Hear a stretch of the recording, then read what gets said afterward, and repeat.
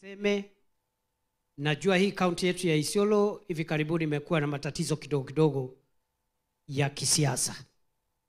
Na mimi hata kama sijaongea sana, nimekuwa mmoja wa wale wanajaribu ama kujaribu kuongea na viongozi wetu wote ili kaunti yetu ya Isiolo ikuwe na amani.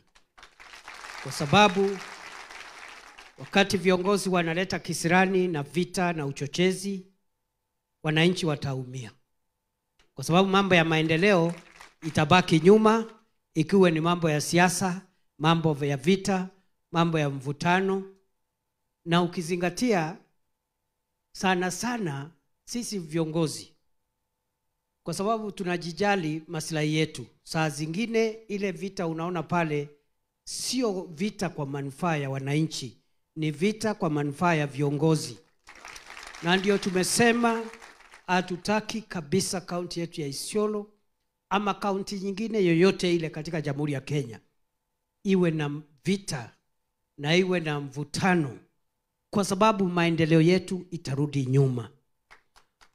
Kama viongozi hawasikizani, itakuwa vigumu viongozi hao kusikizwa na serikali, kwa sababu hao ndio wanaenda kuwatetea kule. Lakini kama waongei kwa sauti moja, wamegawanyika mara 2, mara 3, mara 4, hao watu nguvu yao itakuwa kidogo, hawana nguvu ya kuomba miradi ya maendeleo kwa sababu hawako pamoja.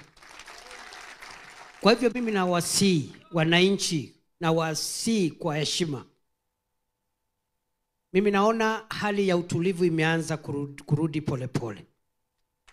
Na mimi nawasihi kwa sababu nyinyi pia wananchi ndio mnachochea wananchi viongozi.